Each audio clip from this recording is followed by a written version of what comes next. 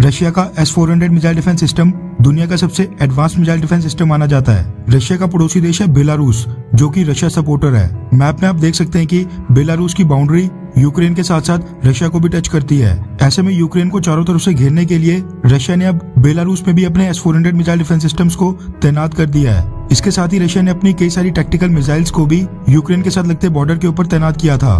France के president Emmanuel Macron, जिन्होंने Russia जाकर व्लादिमीर पुतिन के साथ 6 घंटे लंबी मीटिंग की थी, उस मीटिंग का भी कोई आउटकम सामने निकलकर नहीं आया है। ऐसे में रशिया द्वारा यूक्रेन के ऊपर हमले का खतरा अभी भी बना है। यूक्रेन अपने सिविलियंस को भी हथियार चलाने की ट्रेनिंग दे रहा है। इनकेस अगर रशिया हमला करता है तो यूक्रेन के कई नागरिक इस युद्ध में शामिल हो सकते हैं।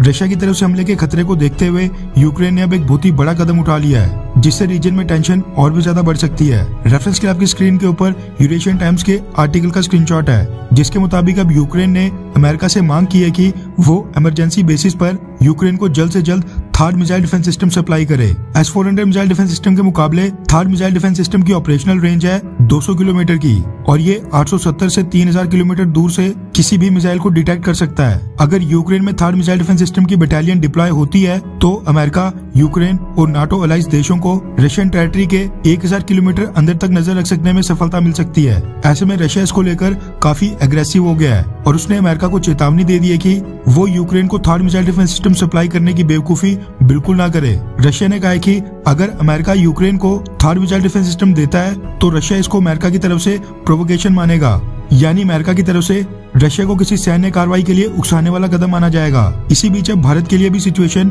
थोड़ी मुश्किल होती जा रही है।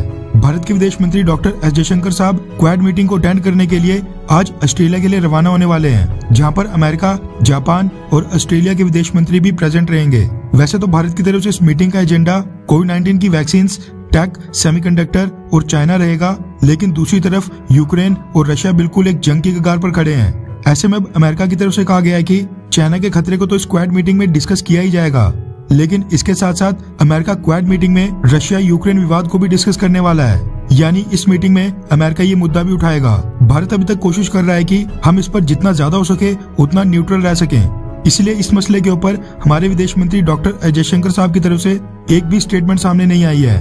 यूनाइटेड नेशन सिक्योरिटी काउंसिल में तो हमें इस मुद्दे पर बोलना ही था, क्योंकि हम यूएन सिक्योरिटी काउंसिल के नॉन परमानेंट मेंबर हैं। ऐसे में अगर क्वाड मीटिंग में रशिया यूक्रेन विवाद को अगर डिस्कस किया गया, जो कि मोस्ट प्रोबेबली होगा ही, तो उस केस में भारत बेहद टाइट स्पॉट में होगा, क्योंकि अमेरिका अगर चाइना को काउंटर करने के लिए भारत की लगातार मदद कर रहा है तो अमेरिका भी चाहेगा कि भारत रशिया का ब्लाइंडली साथ ना दे। इसके साथ इस मुद्दे के ऊपर अमेरिका, ऑस्ट्रेलिया और जापान, ये तीनों देश कहीं ना कहीं एक ही ट्रैक के ऊपर होंगे और रशिया पर आरोप लगाएंगे कि इस सिचुएशन का जिम्मेदार पूरी तरह से रशिया ही है। दूसरी तरफ रशिया के ऊपर आरोप लगाना भारत के लिए बेहद मुश्किल हो जाएगा। खैर, देखना होगा कि स्क्वाड मीटिंग के बाद क्या निकल कर आता है। वैसे आपको क्या लगता है कि क्या भारत को रशिया और यूक्रेन के बीच बिल्कुल न्यूट्रल रहना चाहिए, या फिर अब समय आ गया है कि एक तरफा होकर रशिया का साथ दे दिया जाए? नीचे कमेंट करके अपनी राय जरूर बताएं।